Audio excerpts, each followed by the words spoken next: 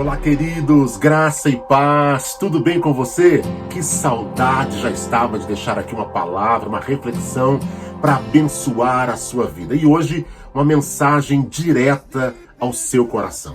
O que é que as nossas palavras carregam? O que é que elas precisam levar dentro de si? O que as nossas palavras devem transmitir quando nós as falamos? E Deus colocou uma palavra especial no meu coração e tenho certeza que ela vai te abençoar grandiosamente. Eu quero iniciar lendo Mateus capítulo 5, versículo 37, que nos diz assim: que a palavra de vocês seja sim, sim, não, não. O que passar disso vem do maligno. O mesmo Deus que nos trouxe a habilidade da fala, nos deu a capacidade de desenvolver a fala, a formação de palavras, é o mesmo Deus que nos levou a sermos sinceros, verdadeiros, a nós carregarmos verdade dentro das nossas palavras. A primeira coisa que a nossa palavra precisa transportar, levar dentro de si, são verdades. Eu costumo sempre dizer que nós falamos daquilo que nós cremos, das nossas verdades, daquilo que está imbuído dentro de nós. Não adianta de nada eu falar aquilo simplesmente que estou vendo. Aliás, eu aprendi que eu não vivo pelo que vejo, eu vivo pelo que eu creio. E a minha verdade precisa estar presente naquilo que eu falo. A nossa palavra deve ser sim, sim, não, não. Por quê?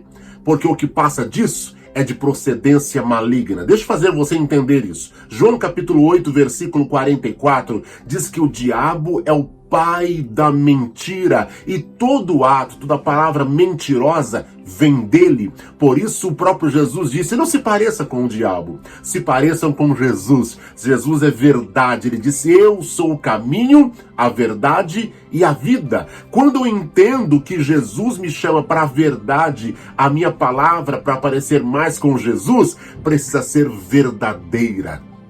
Eu não posso falar uma coisa na frente de um e outra coisa na frente do outro. Eu não posso falar algo no púlpito e outra coisa fora do altar. A minha palavra precisa ser verdadeira, autêntica, real. Preciso entender que o propósito de Deus para minha vida é que eu não seja confundido com as artimanhas do adversário de destruição e de mentira. Nós temos vivido tempos obscuros na face da terra. No Brasil, estamos vivendo um tempo em que falar a verdade parece que é crime e falar a mentira parece que a pessoa é valorizada. Alguém me disse há um tempo atrás: parece que eu vou ter que ser mentiroso para ter algum valor. Não, não se envolva com a mentira. Pague o preço da verdade, que a sua palavra seja verdadeira, como disse Jesus em Mateus capítulo 5, versículo 37, que seja a sua palavra sim, sim, não, não. Porque se você sair disso, ou seja, se você mentir, vai vir do maligno. As nossas palavras também precisam ser carregadas de fé. Quando eu entendo que as palavras que eu transmito, que eu falo, elas precisam ser palavras de fé, não palavras de incredulidade. Há muitas pessoas que elas vivem a vida falando de dúvida, falando de coisas ruins, falando daquilo que tem medo, falando das suas angústias, falando dos seus lamentos, e poucas vezes vejo alguém falando uma palavra verdadeira e de fé ao mesmo tempo. O que é a palavra de fé? Olha o que está em 2 Coríntios, capítulo 4, versículo 13. Tendo, porém, o mesmo espírito de fé. Olha o espírito que precisa estar em mim e em você.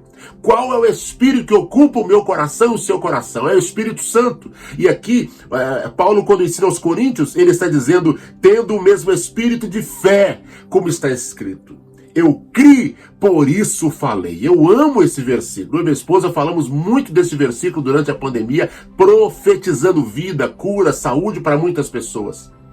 Eu criei, por isso falei. Também nós cremos e por isso também falamos. O apóstolo Paulo está dando uma lição de que a palavra do cristão, a palavra da pessoa que crê em Deus, precisa portar, precisa levar, precisa carregar consigo fé. Fé é a certeza daquilo que eu não vejo, é a convicção daquilo que eu ainda não tenho, que eu não estou apalpando, mas aquilo que eu creio. Eu falo daquilo que eu creio, mais daquilo que eu vejo.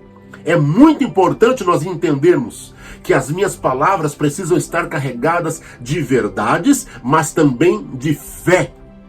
Quando eu entendo isso, eu começo a transmitir algo muito diferente. A minha situação atual pode ser uma, mas a minha verdade é outra. Alguém um dia disse para um jovem que estava em uma situação um pouco difícil financeira, falou assim: olha, você é um pobre. Ele disse: não, eu estou pobre. Mas a minha verdade é que eu sou filho do rei, eu sou próspero, eu nasci para vitória, eu nasci para ser vencedor. Você está entendendo? O que é falar do que crê, ao invés de falar do que vê? Muitas pessoas só falam daquilo que estão vendo. Estou vendo crise, estou vendo problema, estou vendo afronta, estou vendo mentira, estou vendo tantas coisas ruins à minha volta. Mas do que é que eu falo? Eu preciso ter uma palavra de fé. O Paulo, quando está ensinando aos irmãos aos Coríntios, ele está dizendo: fale do que você crê. Eu criei e por isso falei. Nós cremos e também nós falamos. Oh, glória a Deus! No Salmo 116, verso 10, aí sim, o salmista Davi diz: criei, por isso falei. Agora preste atenção como ele termina este verso de número 10 de Salmo 116. Estava muito aflito. Veja que a situação, o momento que ele atravessava era de aflição. Mas ele não falou da aflição, ele falou do que ele cria. Se eu creio em cura, eu posso estar doente, mas eu vou crer na cura. Me lembro de um dia que estava orando por pessoas enfermas e de repente, enquanto orava, eu me lembrei que eu tinha uma dor. Eu tinha levado um tombo e o meu braço esquerdo estava com muita dor. E eu disse naquela oração para Deus: Deus, eu estou orando por tantas pessoas sendo curadas, e eu?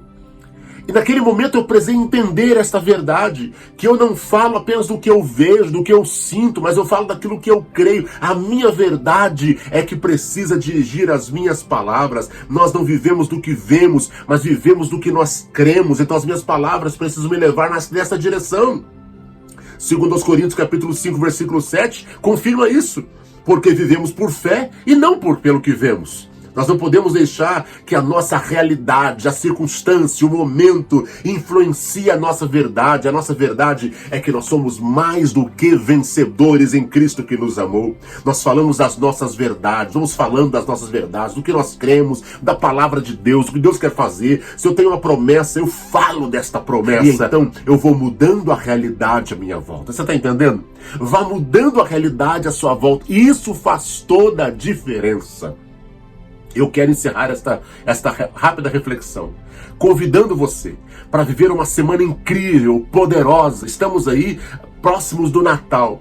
E quanta gente dizendo: meu Natal vai ser ruim, meu final de ano vai ser péssimo. Meu irmão, fale do que você crê. Você crê um tempo de vitória, você crê um Natal abençoado, você crê que Jesus não apenas nasceu numa manjedoura, mas nasceu em você também. Ele faz de você alguém mais que vencedor. Então fale isso, declare isso. Ore esta verdade, fale desta verdade com Deus. O inimigo precisa saber que você sabe, que você é filho de Deus e é por isso que você chegou até aqui. Você tem uma paternidade de vencedor, você tem uma paternidade de vitória e por isso Deus me mandou hoje ministrar essa palavra a você. Não permita que a sua realidade influencie a sua verdade. Sua realidade pode ser de dificuldade hoje, mas profetize: eu tenho um Deus que pode todas as coisas, eu tenho um Deus que é o Senhor dos exércitos, eu tenho um Deus que é o Senhor que cura, eu tenho um Deus que é aquele que é o meu juiz, eu tenho um Deus que é provedor da minha vida. Profetize, libere, você vai viver algo poderoso e extraordinário. Que Deus abençoe você. Sua semana seja incrível e poderosa em Deus, porque Deus te chamou para isso. Em nome de Jesus. Fiquem com Deus, um beijo no coração de todos. E antes do Natal eu volto trazer uma palavra de Natal para você.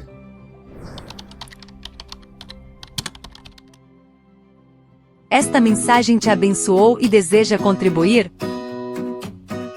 Cada um contribua segundo tiver proposto no coração, não com tristeza ou por necessidade, porque Deus ama quem dá com alegria. Sua contribuição faz esta mensagem alcançar cada vez mais pessoas. Fique à vontade para contribuir.